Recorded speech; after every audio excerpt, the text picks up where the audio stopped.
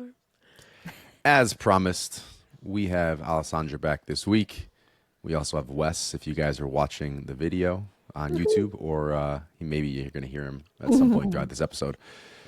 But we're back.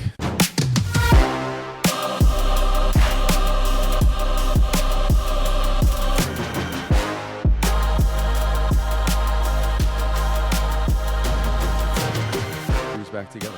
How you feeling? Feel good. I feel very, very, very happy to not be pregnant anymore. I'm a little stuffy thanks to probably you or Me. our children. But I never got COVID, so that was good. But You don't. I mean, you might have. Everyone probably had This it. could be your version of it. who It's knows? just a lot better. Yeah. you would think it'd be worse though because of like being Shit pregnant sleep and like and my immune system immune being function. down. No, I don't know. Yeah, Maybe. maybe. I don't know. It's just been stuffiness though. I just sound like I'm stuffed up. But we're here. We have a baby on the outside of my body. And he's 12 days old today? I did right? not get to Thursday. deliver him, unfortunately, but also fortunately, Josh was able to be there. You came close. You It came was close. quite the story. I feel like there was so much just Those stress final days were leading up stressful. to his birth between the snowstorm. I don't know if we talked about that in the last. We did, right? Yeah, because you Yeah, did, because Joelle was going to come up. So we dodged the snowstorm, but then we got hit with, Smashed with Josh COVID. got hit with COVID. So this was like, 4 days before his birth? You started It to get was sick Monday again. because we did the podcast and I kept working, and you're like, you need to go lay the fuck down. 'Cause Yeah. I'm like, I don't feel right. I feel off. Like I'm gonna keep working. It's fine. You're like, no, you're not gonna keep I working. You're forced gonna go lay the him. fuck down.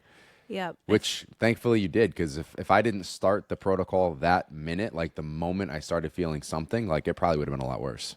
Yeah. Yeah. So we podcasted Monday. I sent you to go rest. And at that point, I was well over being pregnant already. I had one membrane sweep done from the week before that didn't do anything. And with both Kai and Cora, the first membrane sweep I got at 38 weeks, like basically put me into labor. So I was like, didn't work. I'm going to be pregnant forever. So I hit 39 weeks on Tuesday.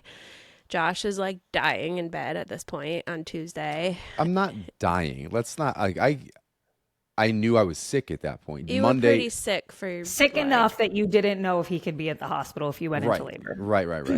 Like I could have. There was a couple days where I'm like, I probably can't grind through it. Like I wasn't bad, but I'm like, you gotta hold that baby in there. And then Wednesday for the second membrane sweep, I'm like, maybe don't get it because I have a feeling I have something.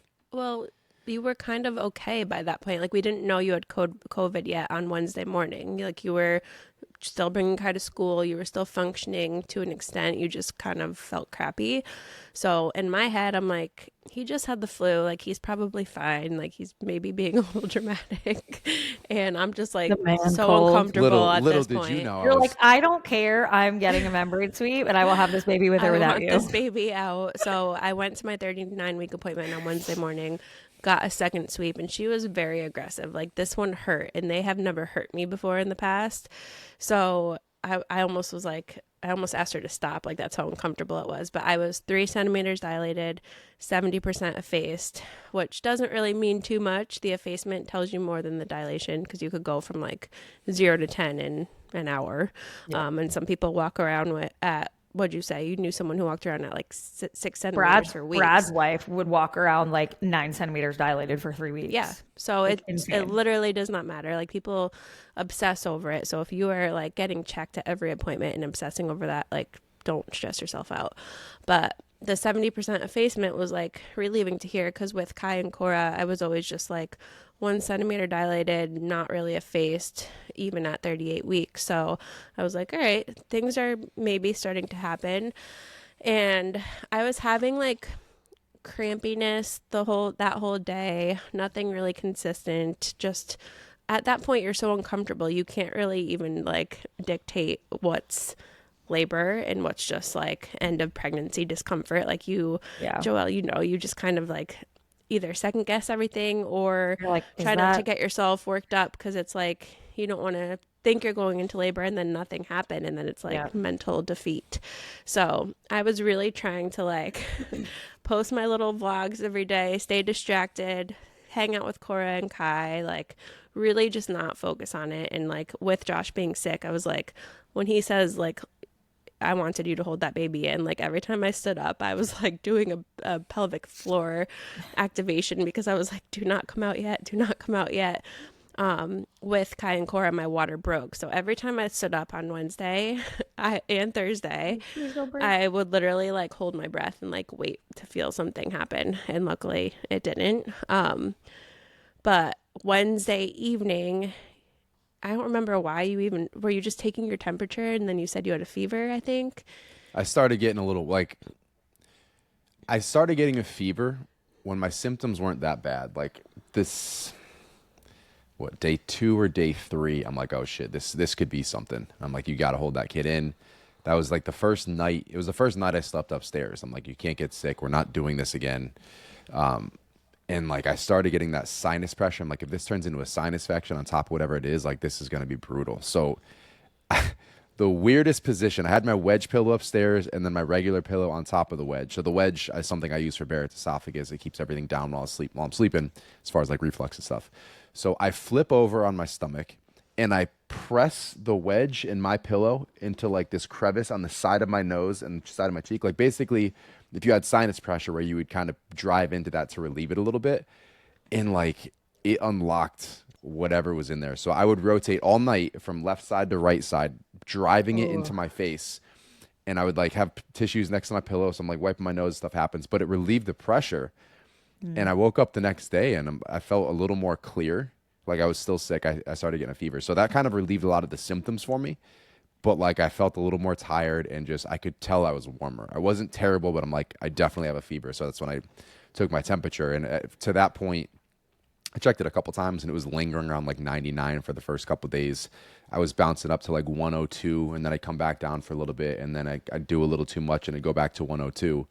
So I'm like, something's definitely happening. So what was it? Wednesday night, I called you. I called you. Alessandra was in her, if you're sick, I'll do this myself. I don't want anyone else coming, blah, blah, blah. So I'm like, okay, I don't want you doing this by yourself if they don't let me in. Like if they don't let me through the doors, like what's the backup plan?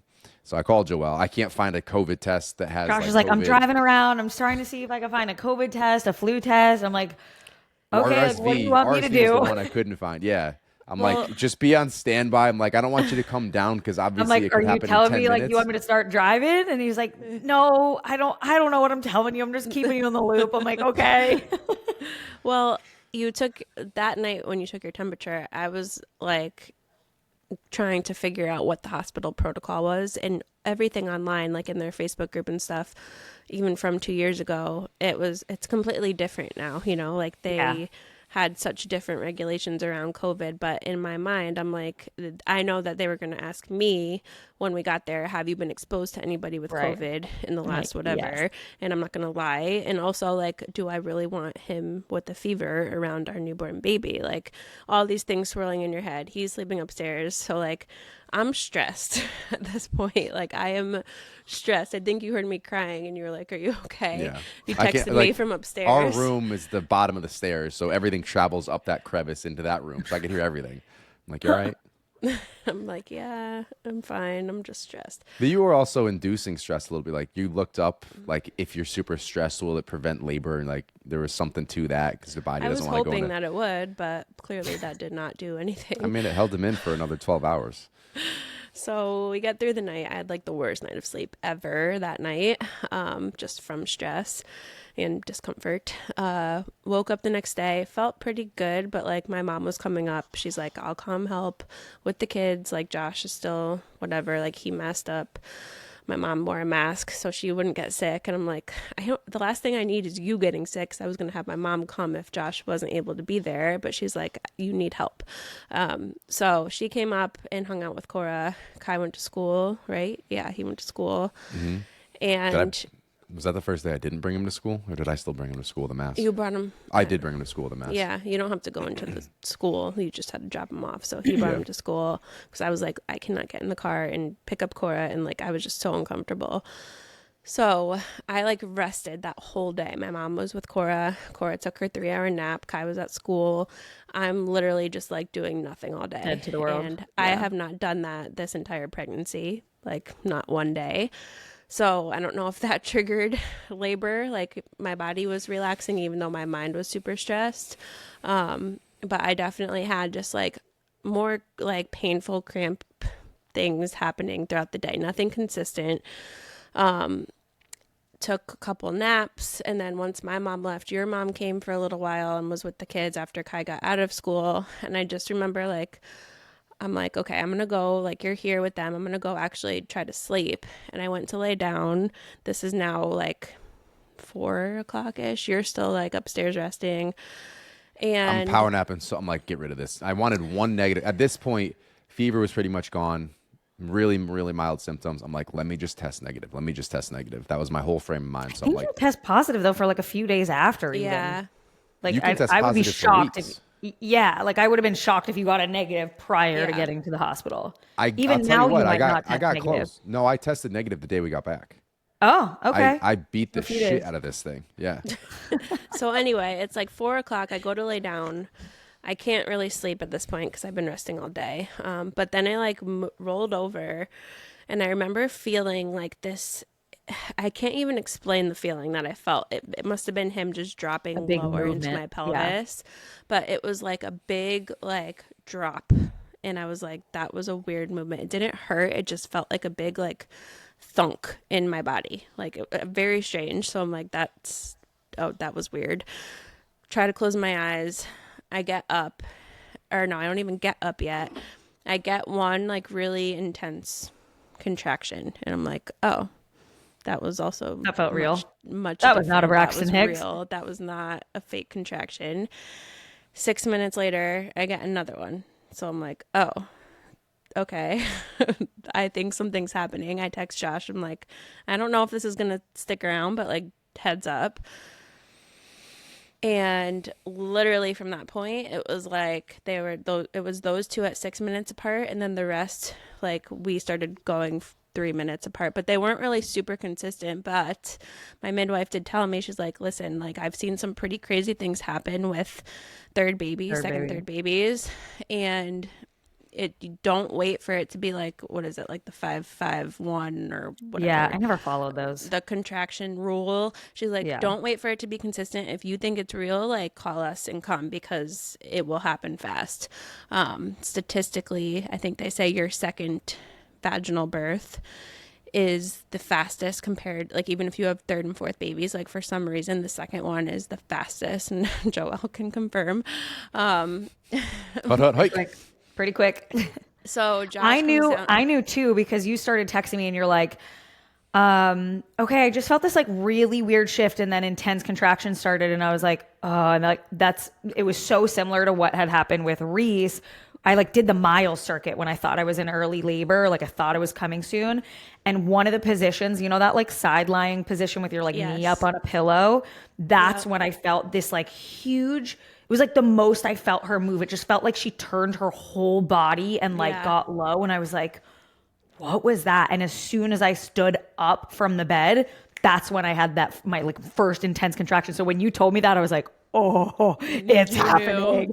And then I was like, okay, like let's see how fast it progresses. Like, do you want me to get in the car? And like 20 minutes later, you're like, we're on our way to the hospital. It's progressing. And I was like, oh, he's coming like now. Yeah. Yeah. So you come downstairs, and would you make dog food or something really quick?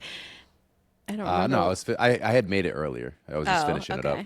So I was like, we have to go. Well, I called my midwife first, and I was like, listen, my husband tested positive for COVID yesterday. And she's like, it was just like the nurse on call. And she's like, all right, I'll call over to Jessica, midwife, who's on right now.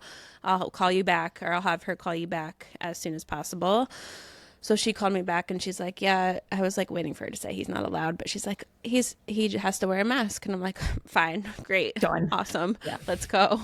So we literally left the house within maybe 15 minutes max. I didn't pack. I wasn't planning on being allowed. I wasn't planning on it happening that day. So I like grabbed a backpack and like 2 pairs of pants and boxers, and I'm like, I'm forgetting all these things, but I guess and you're like, we have to I go, was we like, have to go, we have to go. We have to go because they were. How starting to far is the come. hospital from y'all's house? 35. 35 minutes. Okay.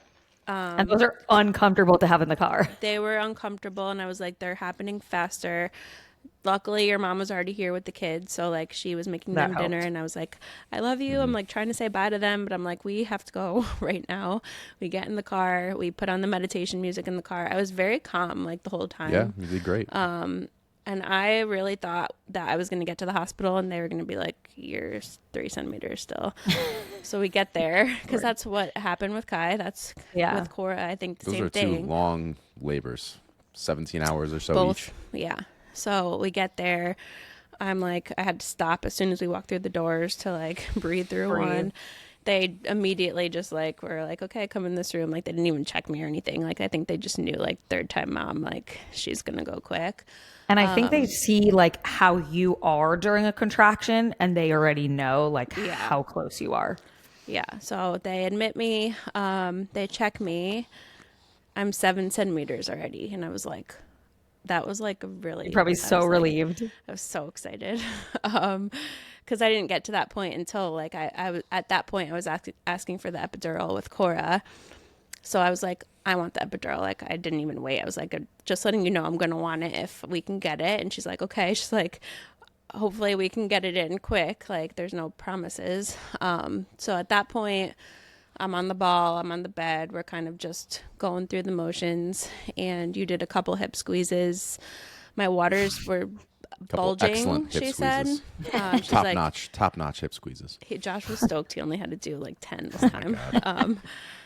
But she said, yeah, you're 7 centimeters. You're with a bulging bag. So my water hasn't broken yet. She's like, that's probably honestly the only thing that's holding you back right now.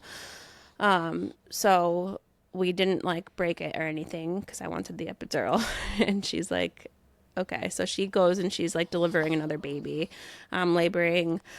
I don't even remember what I was doing at this point. We were just kind of waiting for the epidural. They started to get really intense. And I was like, I remember like being like, where is this guy? Like he needs to get here.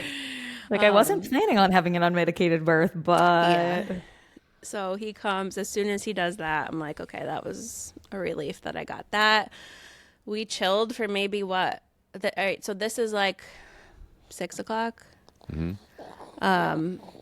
Chilling with the epidural, kind of just waiting because my midwife was with like delivering another baby. So we're kind of just chilling, waiting on her, letting me progress a little bit more. In a couple hours. He kept, he didn't like when I was on my side or on my back. So I was kind of like, they had the bed up and I was kind of like leaning, facing the back of the bed. And I was in that position. He was happiest in that position pretty much the whole end of labor there. So I'm chilling. I'm just hanging out. She comes back in. This is at like, I don't know what time. I'm like lost on time at this point. Like he came at 9 o'clock. Like I was texting you around like 6 or 7 and you started like being way more animated in your text, and I was like, this bitch got her epidural. Yeah. And I was like, did you get an epidural? And she was like, yeah, that's why I'm texting you.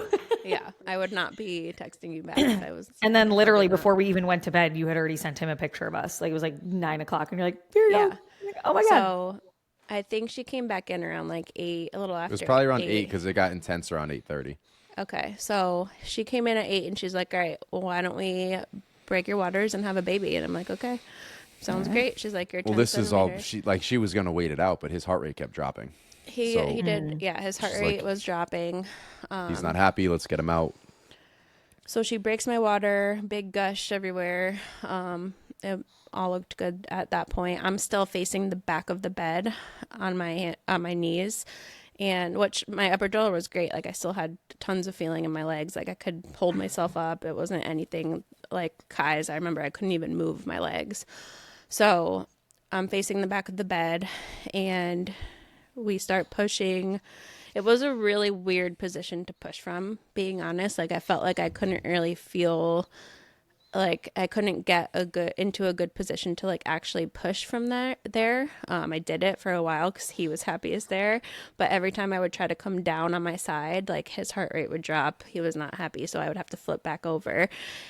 So at first I was pushing like with my knees open, and then I remembered like, oh, I should close my knees for this part to like let my pelvis like open up more, and that helped a lot. So like I had my knees closed and my feet open more facing the back of the bed, and that definitely was a little bit easier to push from. So I'm pushing, I think it was like maybe 20 minutes of pushing or so, which was quick. Like Cora, I think I pushed for 40 total, but pushing. And then I forget what happened. They had me, I asked again to like go on my side because I was like, he's like stuck. Like he was just. Well, he was stuck. He was stuck on your pelvic bone. He felt stuck. And obviously we found out later he was stuck. But I was like, I want to try to go on my side. I feel like I'll be able to push him out easier. So I flip on my side. I have my knees up. And he still was like stuck. So she's like, I'll preface this by saying if you read my medical record, like the notes that they take, you would think I had a traumatic birth, but because my midwife and the nurse on call, they were so amazing and so chill from how I remember that, like. And your husband was right there You the never whole panicked. time. I was never panicked. I was never like, oh, something's wrong. Well, they just casually reached up and hit the panic button over the bed and like, all right, So we need someone he in here sees stat. that. Like, let's go. So I'm I like, did oh, not see that fuck. at all, but I knew more people came in the room. But like, you're so like You're in the zone. You're like you're tunnel in the vision. zone. I don't know who's doing what. I don't care what my body's doing.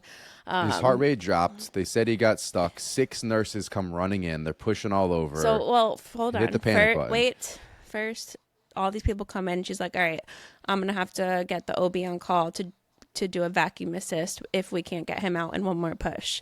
So as soon as she said that, I'm like, all right, go I'm time. getting this like, guy out. We're pushing.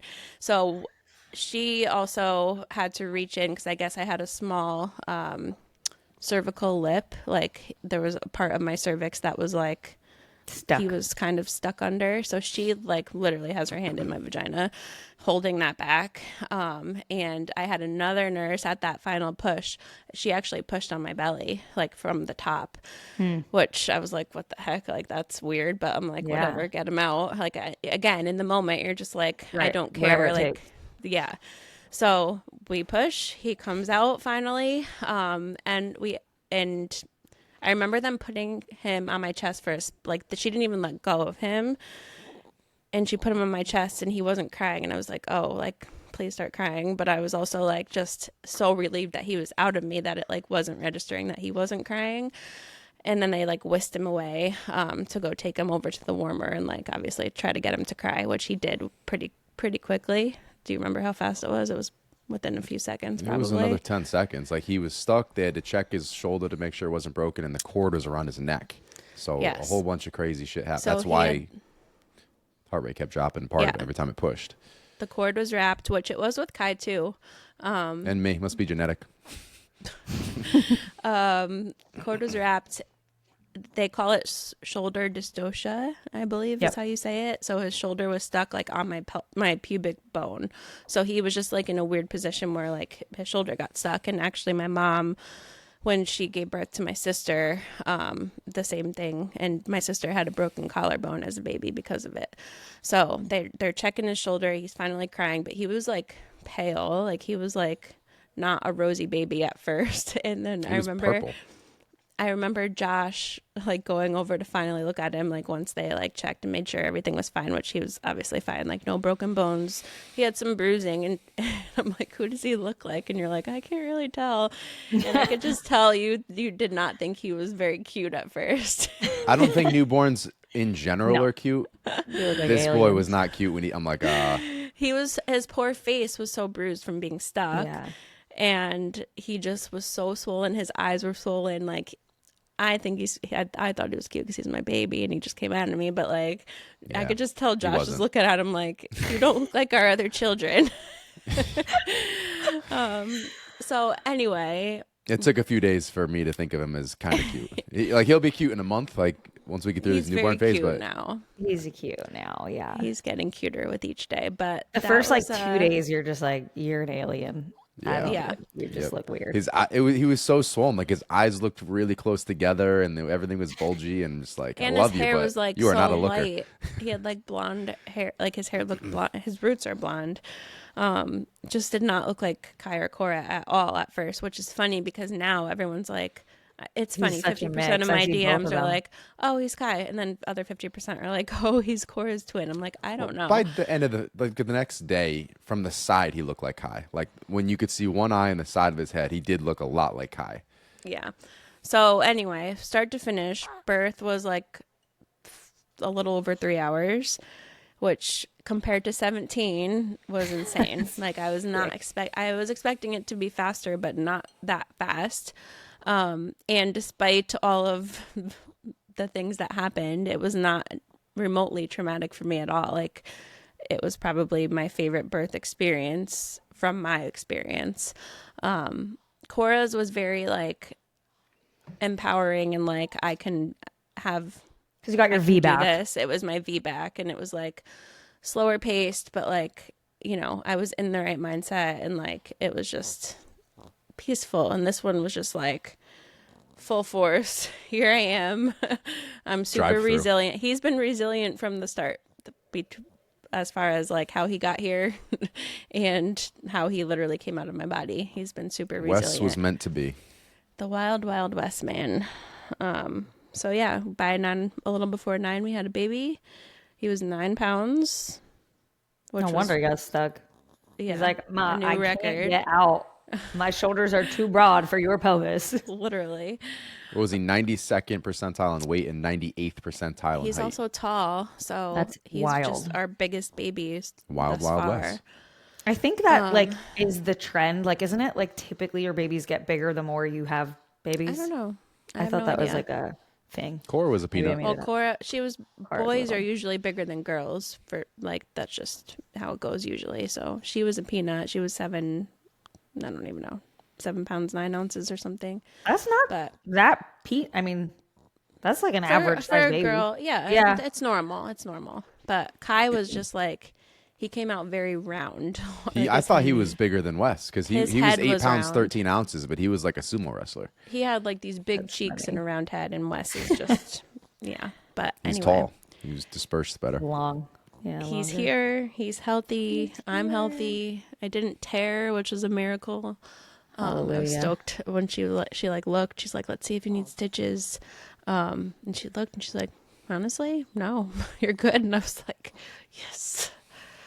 That's great. Major win, because that's been a game changer for just recovery. Just like I had like a micro tear with Cora, so I don't really know. Like she was like, I wouldn't even call this a tear, but I remember like there was a couple days I needed to do like a sitz bath or just like soak in the tub for a second. None of that this time.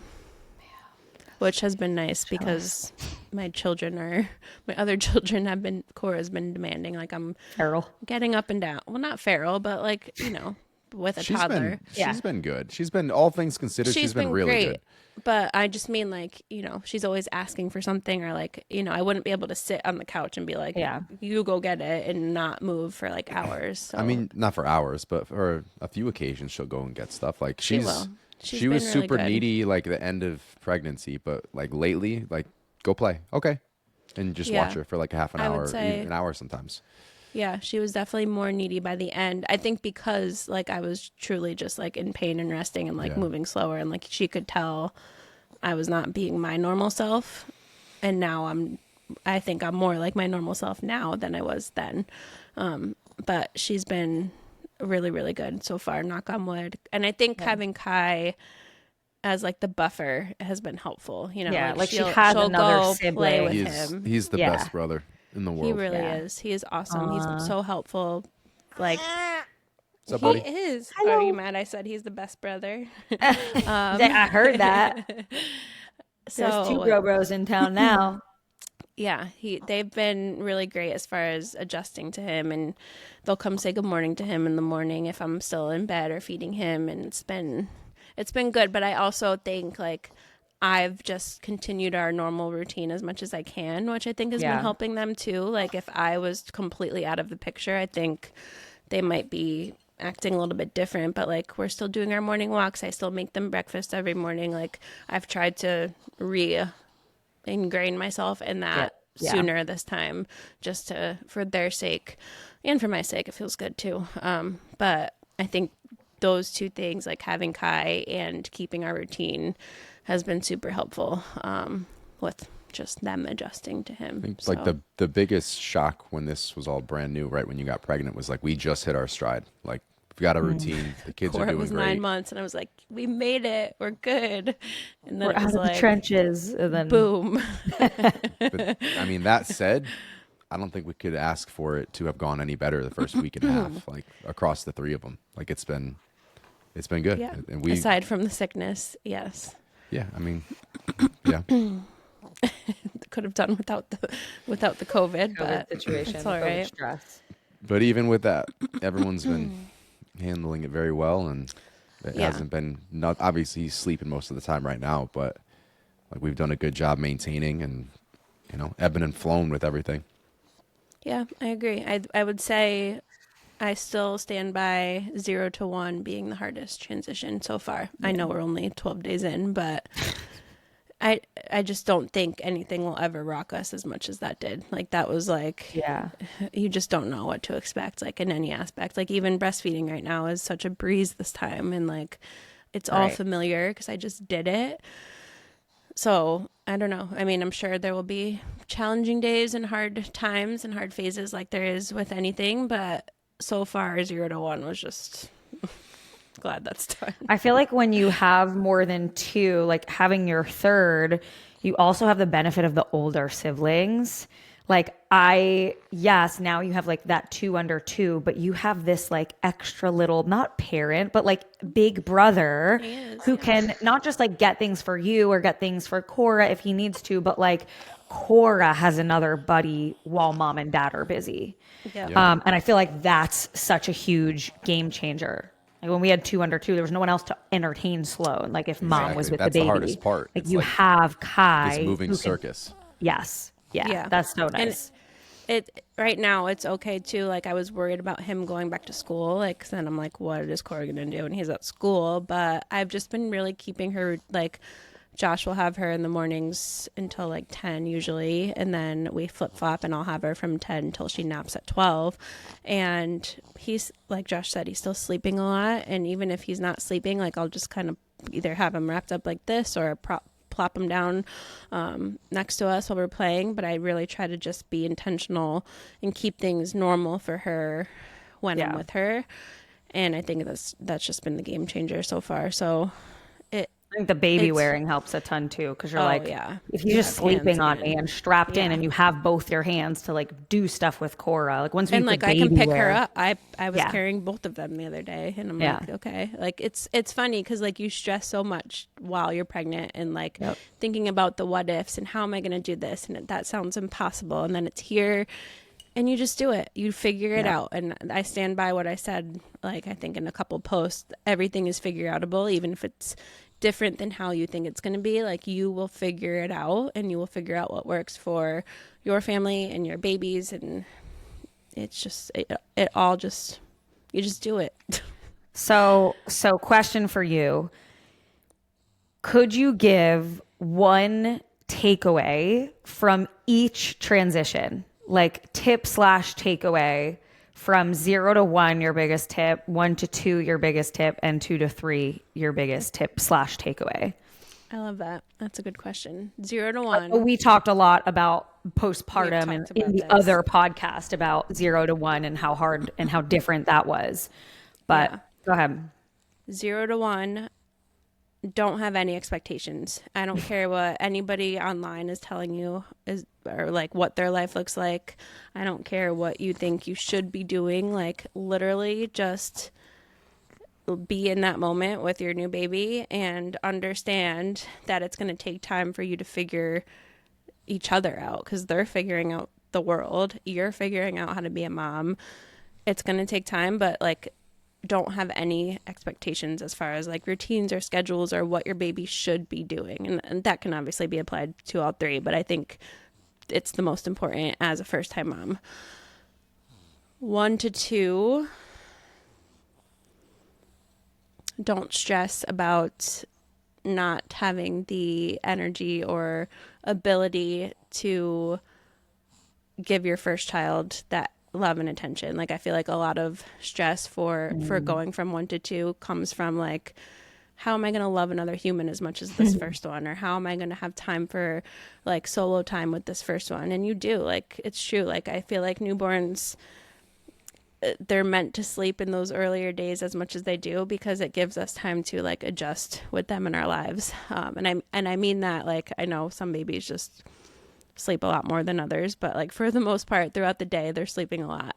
And I think that's the biggest thing is like, don't stress about the first one feeling left out or their life being interrupted. It only adds value to their life. And like, I look at Kai and Cora now and I'm like, they're such good friends already, even with the 4.5-year age gap. So I think that's my biggest piece of advice for 1 to 2. And then 2 to 3, they really just sort of slide into your life. And I think, like I said before, like it's all figure outable. Like it seems like a lot of moving parts and pieces, and like, yes, there's school drop off and the second one's still napping at certain times, and now we have to figure out a whole new nap schedule. But like a lot of it is so familiar and you've done it before, and it's really just another layer on top of what you've already done. So You've got this factory already built and you're just sliding this one into the assembly line. It's like, all right, same routine, figure it out. Yeah, you've already like built the foundation of your routine, and now you're just like, they're along for the ride at this point. You're not having to like reestablish anything new with and it baby feels like you have more confidence, I feel like, as a mom, like just from like what I said, breastfeeding, and just like I just remember Googling so much as a first time mom overnight, even with Cora, because it was such a big age gap between the two. I'm like, I forget how to do these things. I'm constantly Googling things, but like this time it's just like, I got this. Like I know what they need. I know that it will take time. I understand how to breastfeed and how to make sure he's latching properly. Like you just have so much more wisdom and knowledge that in that aspect, it feels easier, even if it is a completely different baby. You also worry a lot less. Like every little noise, you're like, what was that? What was that? Oh my God, okay? Josh You're wide awake. I'd be staring at it, like be standing over the bassinet. Like, are you still Josh breathing? would wake up like and zoom in on the monitor. And I mean, sometimes you probably still check do if that, they're breathing. just to like check to see if they're breathing. Make sure the so sheets are many going up and down. times. Yeah. But now, like every little whimper, it's like, he's going to be fine. We'll check it out in the morning. You're good. I feel like you guys were in this unique position of like, man, this was not our plan. And now that he's here, it's like, oh my God, he was always supposed to be here. Like the second I even saw the first picture of the three kids, but the 5 of you, that feels so weird to say. I was like, oh, he was supposed to be there all along. There was always a missing space now. Like now I'm like, anytime it was a picture of 4 of them, there was a missing spot because that's where Wes was always supposed to be. It's So I'm sure it feels like that. Oh yeah, it feels like I already like don't remember what it's like to not have him here, and it's only been 12 days. So we always wanted 3, and then we had 1. We're like 2 will be okay. Yeah, 2 will we be did fine. always say 3. Well, I think when you're in the thick of it, Alessandra's ready for 4. This baby is making me want more, but at the same time, I do not want to be pregnant ever again. You kind of want to just skip the pregnancy part. I wish it was like a dog pregnancy. They're only pregnant for 9 weeks. Like I could do that. 9 months, not so much. Imagine a human pregnancy being only 9 weeks. Like how fast that growth would be. I would have 20 babies probably. Like they gain a pound a week for 9 whole weeks, and then you just. Except crazy. Dogs also have like multiple babies. Yeah, they have more than one. Like 8 babies at once. But yeah. Then we need the farm. Yeah. I feel like, not that we're planning on another one or like expecting another oopsie to happen now that Josh is well versed in health and biology. Not what Josh has learned about ovulation. If it happened, like I wouldn't be mad. I knew. Wow. In You the and sen- Kai are putting this out into the universe. in the sense that, well, I'm just saying, in the sense that I know that I can handle it. Like when it happened with Wes, like it was a lot. Like it was really hard mentally for We me. need to as get you Project remember. B out into the world before you guys keep putting this fourth baby Yeah. I'm juju. not planning on having another baby, Feels. but I'm just saying, like he's taught, like this process has taught me so much mentally, and I've grown so much mentally from this That's whole fair. journey. That's fair. Okie dokie. So it was all You got at anyway. least 6 weeks till she's cleared. So they're going to be at least 6 weeks apart, these babies. Can you imagine? Fucking magical sperm. God. It's happened. And if Brant's vasectomy fails, then we'll have a third. There you go. Yeah. Not me secretly hoping my husband's vasectomy fails. It's nothing he's not aware of. But overall, it was a really great birth experience, and I'm so so grateful for how it happened, despite the stress leading up to it between blizzards and COVID. But Never borrow worry.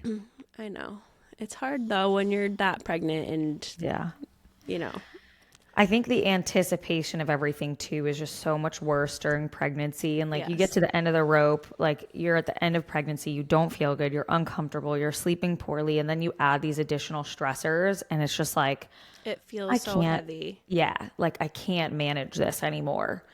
Mm-hmm. But you said something when you were talking about the transition from 1 to 2 that you have so much worry about, like, what's this going to look like? And I think for so many women or just parents as a whole, the anticipation of what it may or may not be is so much harder, I think, than like when your newborn is actually here and you're just in it. Like you said, it's figure outable, but when you're pregnant, you can't figure out how to figure it out yet because you're like, I don't know what it's going to be. I don't know what it's going to feel like. I don't know what it's going to look like. I don't know how the kids are going to react. I don't know what Kai's going to feel. I don't know what Cora's going to feel.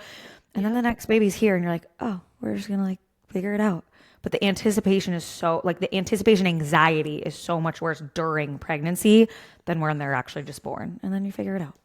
Yeah, Josh says don't borrow a worry all the time, and it's like one of my favorite things that you say, because it's so, I mean, it can be applied to anything, but it really comes also back around to, I think, the gratitude journaling and just like being mindful in each moment has been really helpful this postpartum too, and continuing that, because it's true, like you can get so far ahead of yourself when it comes to worrying about like, oh, but what if like the baby does get to the 4 months old and goes through the sleep regression. Like you hear all these like negative things and like things that are really just more challenges that people go through, and you really can't stress about it. Like it might not happen. Your baby might be different, and every baby is different. So you literally have to take it one day at a time. Like you have to. I mean, think about So any situation. A lot of times we spend more time, energy worrying about worst case scenario, and that worrying period ends up being as bad, if not worse, than a lot of times the worst outcome. Obviously, there's terrible outcomes that could happen in certain things, but for the vast majority of our lives, like if that worst case scenario happens, like you'll probably figure out your way to get through it, but you're spending all this time and anxiety and negative mental energy thinking about what if. Just beat it. Just do it. Make it happen.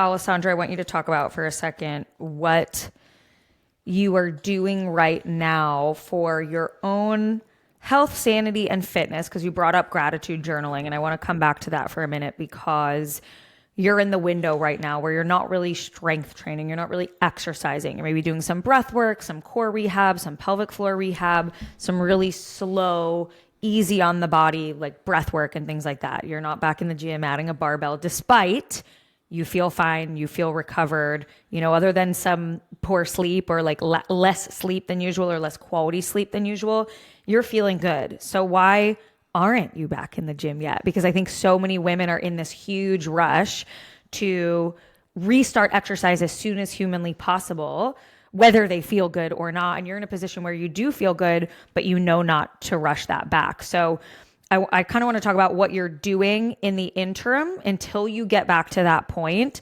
and what other people can be doing during that point. Because I think if you're an avid gym goer or exercise lover, you're so eager to get back. And I'm sure you are eager to get back, but you know better.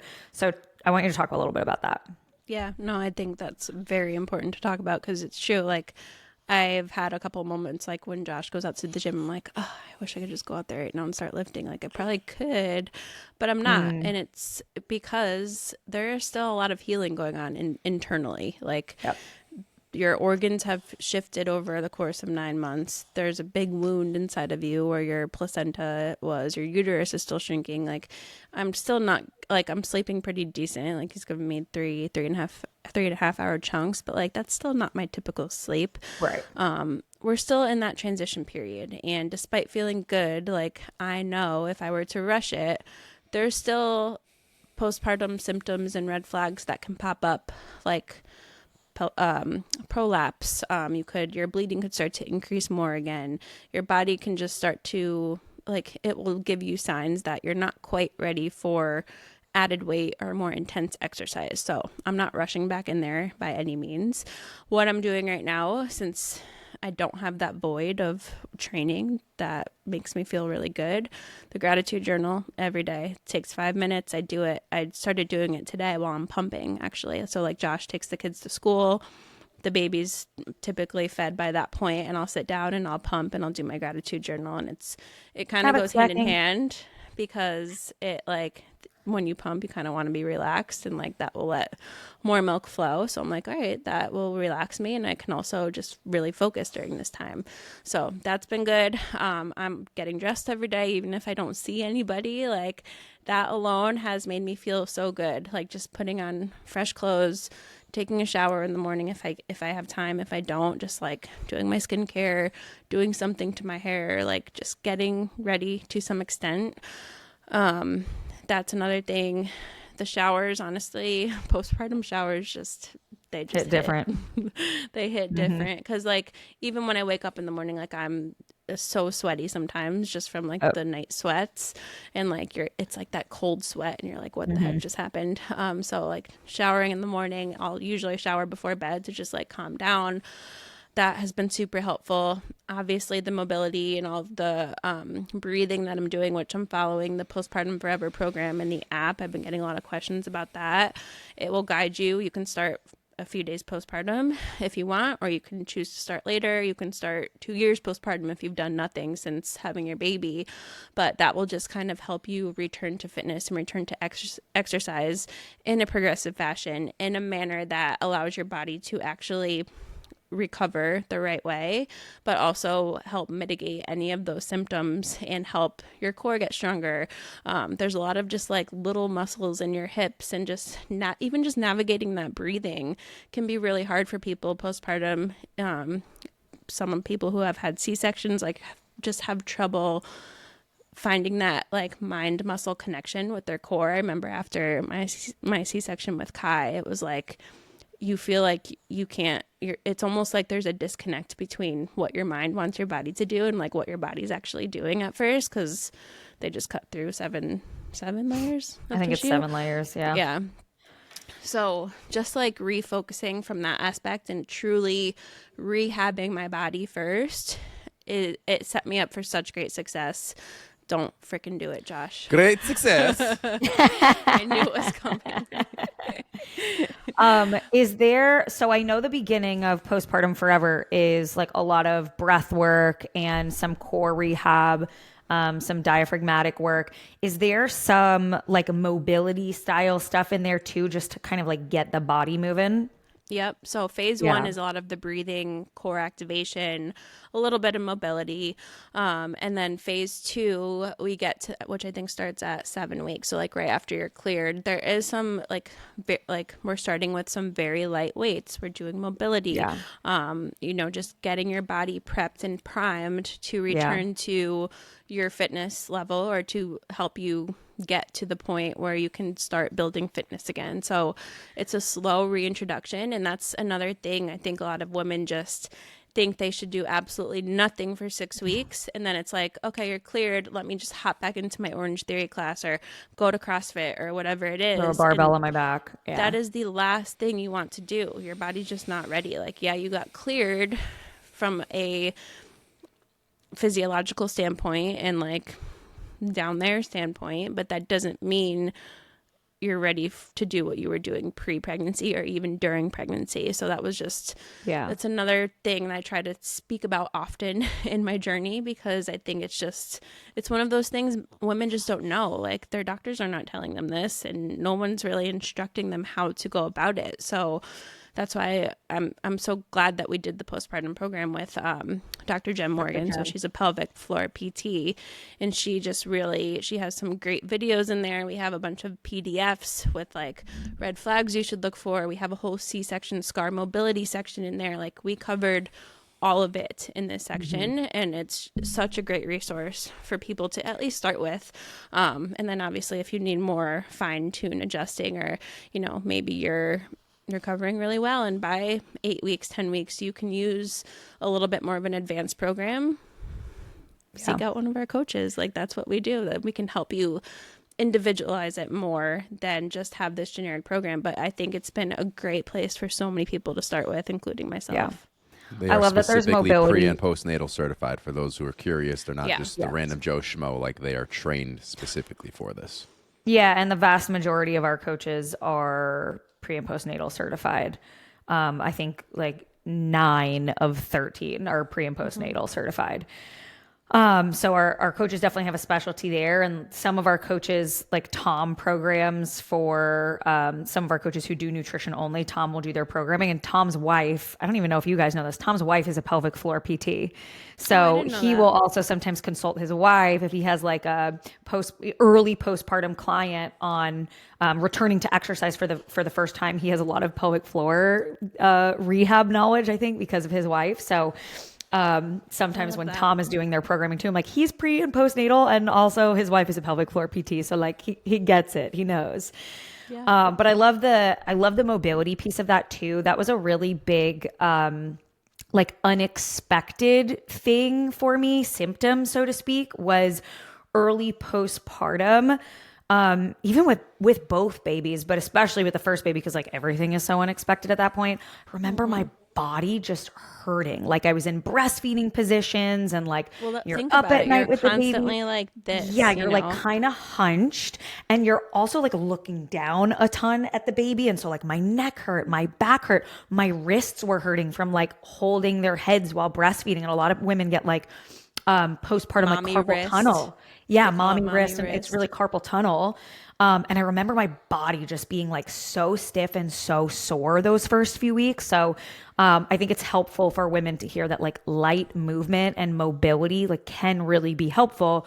We just like, you got a dinner plate size wound in your uterus where the placenta detached from the uterine wall. We don't want to do intense exercise. And if you do, you'll probably see an uptick in your postpartum bleeding.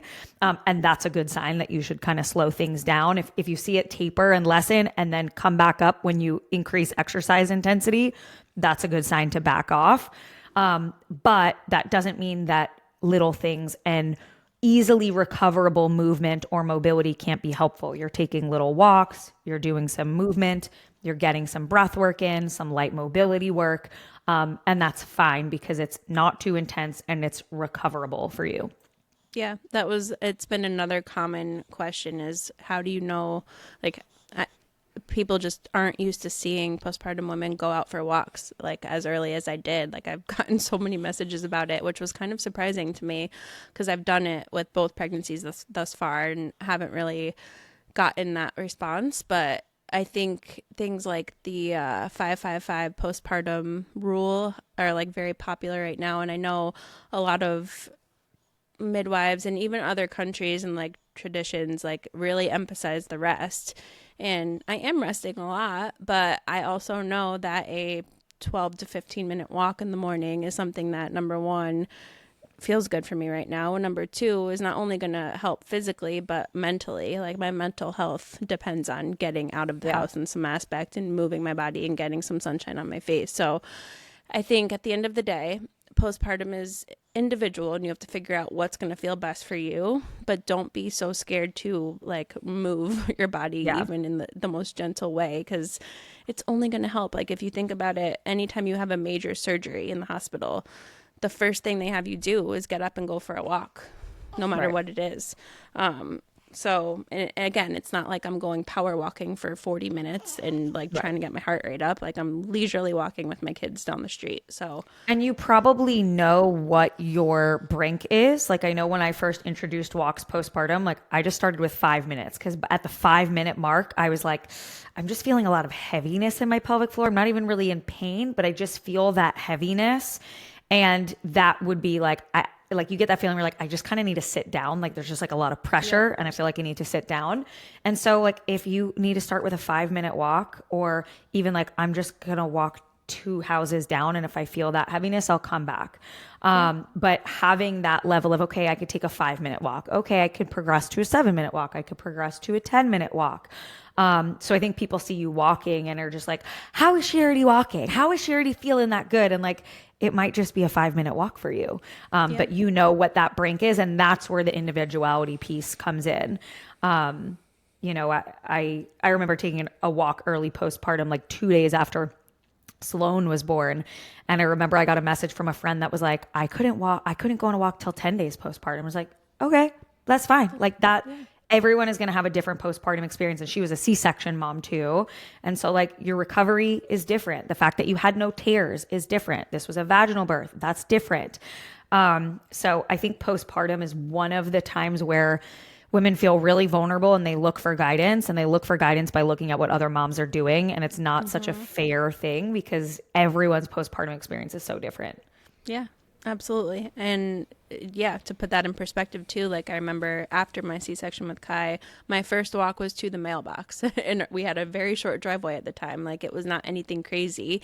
And this just really goes to show and support progressive overload. Like even in these early stages, like if you do a 5 minute walk the first 3 days and you gradually increase that to 8 minutes and 10 minutes, and then before you know it, you're at 30 minutes. It's like we have to do that slow, gradual incline back up to where we want to be, rather than just straight line across nothing and then hop back up to that fitness level, because that's you're gonna regret that. That's gonna hurt. It's got to be gradual.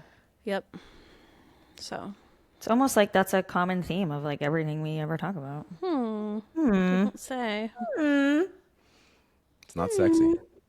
It's not anything exciting, but it's if you're in it for the long haul, that's the way that you have to do it. Kind of related, that I'll just kind of jump in as a closing note. So I did this conference this weekend, and I was speaking at an event on exercise across a woman's life cycle. And I was like, when I was putting together the presentation, I broke it down into like how you should be training in young adulthood. And then the next stage is kind of like pre-postnatal, which not everyone may experience, but like if we're talking about women in exercise, we got to cover pre and postnatal. And then like perimenopause, menopause, and then aging and exercise, like 60 plus, you know, what that should look like. And I was like, I hope that this presentation isn't boring for people, because it's essentially the same thing no matter what. Like I'm like, in young adulthood, you should be exercising, you should be lifting, you should be doing cardio. And when you're pregnant, you should be exercising and doing cardio and strength training. And then when you're postpartum, you should be strength training, and you need to, you know, approach that a little bit differently, a little gradually, a little bit more TVA, pelvic floor, core work. And then when you're in menopause and perimenopause, you should be strength training and doing cardio. And then when you're aging, you want to maintain those activities of daily living and maintain independence, and you should be strength training and cardio. And I remember going into the presentation, and it went great, but I remember going into it feeling really nervous because I was like, is this going to be so boring for people to hear? Because basically I'm like, it's the same thing. Like the benefits of exercise don't change depending on the life stage that you're in, but the reason or the why or the goals or the needs of the individual, that's what changes. So we want you exercising in every stage of life, but your needs during that stage might change. So it just made me think of it when we were saying like, oh, what's the common theme here? Like the common theme is like a gradual approach to reintroducing exercise, progressive overload, getting back into routine, strength training, cardio, but not doing too much too soon. And yeah, It's the truth, though. It's the unsexy truth. And that's what I said to the it's audience. It's probably surprising though for a lot of people out there. Like, yeah, you think it's boring, but I think a lot of people would still be kind of surprised by that. Like it's not it's way sexier for us to be like, this is how you should and shouldn't exercise. This is when you shouldn't exercise, and during menopause you should do this or do that. And it's like the unsexy truth is it's all the same shit every phase. It's just going to look a little different depending on the phase. Preach. So one thing I do want to circle back to, we talked about this a little bit the last few weeks of your pregnancy, but people were curious. We actually did get some stem cells stored. So we did umbilical cord blood as well as some tissue. So just a couple things I can run through for those who are curious. Placental blood typically contains, I'm going to botch pronunciation on these two, but they're HSCs, and then placental tissues are MSCs. So the HSCs are hematopoietic stem cells. That's from the blood. The cord tissue, you're going to get more of the mesenchymal, mesenchymal stem cells. So essentially the HSCs, those are more like treating. Spelled it. I'm done trying to pronounce that.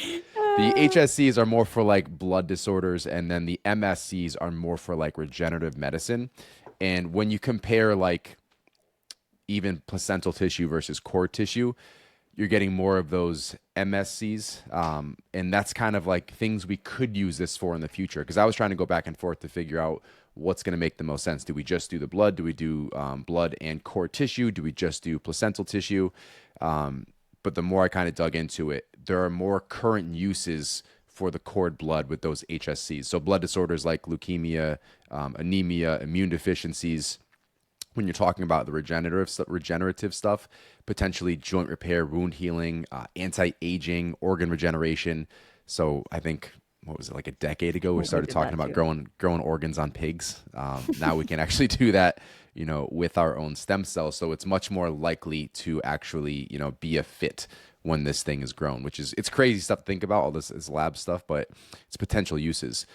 More with the MSCs, neurological conditions, so potentially treating things like Alzheimer's, Parkinson's, stroke, spinal injuries, as well as some immune system modulation, so inflammation reduction, graft versus host disease, things along those lines. So basically, it's the insurance policy, something that you want to have, but you hope you never have to use. That was kind of the way we looked at it. We came across the idea with Cora way too late. Like as she was coming out, I'm like, do we do something with this? Can we keep this? Like you had to plan this way ahead of time. So yep. For Wes, we did. It can be used ideally across family members. So it'll be like obviously the best match for Wes, but if anything happened with immediate family, potential use for that as well. But something we were really curious about, the potential benefits are pretty incredible. So it is pretty costly. I believe this one wasn't terrible. I think they can be upwards of like $3,000 to $5,000 for the initial processing. This for us first year processing and storage was like $2,500, and then I each think that's year about what ours was, and I think we pay like $400 a year to store it. Exactly. Yeah, it's like $300 to $400 a month, and they might bump it up $15 to $20 a year. So they give you like the option if you want to pay for the first 18 years up front. I'm like, let's just get this stored and we'll figure it out as we go. But that was just something we looked into. If you guys are curious, going through these journeys, that is something you have available to you. Again, something it's nice to have. You hope you never need it. We were curious about it, and just the potential use of that medicine in the future was, in our opinion, too much to pass up on. So we did dive in with that. You did too with we did with Sloan, not with Reese. Yeah, I think the one round should be, knock on wood, perfectly fine. Yeah, we did cord blood and cord tissue. Yeah, same. Yeah, it was actually our midwife who gave us the information. She's like, I don't know if you've thought about this at all, but like, here's a brochure on a company that a lot of our patients use. We really like them, and we like got on a consult with someone about it, and we're like, okay, that sounds pretty cool. And it just seems like one of those things that like can't hurt. So yeah, it's obviously like an additional cost for sure. Like insurance is not covering that, so it is a semi-large out-of-pocket cost. But I just got into the mind of like, well, I'd rather have it and not need it than be like, man, we're in a situation, and if we did that, that could have helped this awful whatever situation. Yep.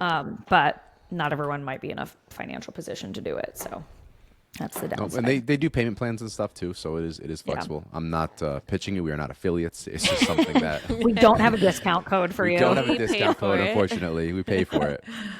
It was something, again, you hope you never need it. It's nice to have it, a little peace of mind. And I think that was one of the things too with Wes. I'm like, this is all meant to be. And, you know, God forbid something happens, we now have the avenue where we can do this thing. So a little more protection and security. I think in an upcoming episode, maybe not the next one, we should bring back the surfing the internet, because I have a post going viral on both TikTok and Instagram about benefits of exercise for the baby.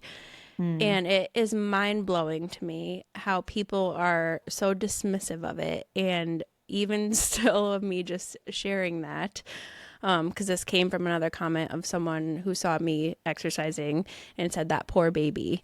And this post has blown up, and it's just crazy to me how people are so dismissive of exercise and the benefits of it, not just for mom, but for baby too. And just all around, like trying to find reasons not like to dismiss it and just not to do it. I don't know. Because it makes them feel better. It makes them feel better about themselves for not doing it. Like, oh, that poor baby. No, actually, this baby's going to really benefit from having a healthy mom. But even when presented with the info, people are still dismissing it. Like, that's not true. Okay, bro. Like, they're just like so dismissive of anything that I said in the video. Like, you're making that up. I'm like, I'm not, but yeah. I mean, maybe we dive into the benefits for.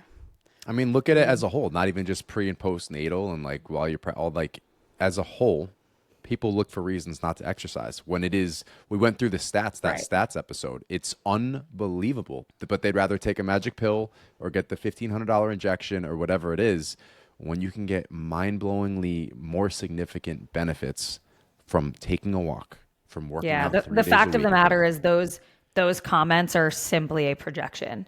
Because if you're also then being presented with the fact and presented with knowledge and education, and you're still denying it, like that's not a problem with the education. That's a internal problem that you are now projecting on me, because it makes you feel a certain way as that commenter to hear that information, because now it poses some sort of conflict with yourself. It's crazy to me. But I get it. I remember that video. It was good. It was a good one from a few weeks ago. Yeah. Well, I think too, like a lot of people just don't realize there are benefits for the baby now. Like they think it's just I think a lot of people are understanding that pregnancy and exercise in pregnancy is becoming more like that used to be shunned upon, but they're not realizing that there's also a huge impact on your baby, which there is. Believe it or not. There is. All right, fam. Let's wrap it up here. Where can they find you? I'm at Alessandra Skutnik. At Joelle Samantha. I'm at Josh Skutnik. And everything else you need is linked in the show notes.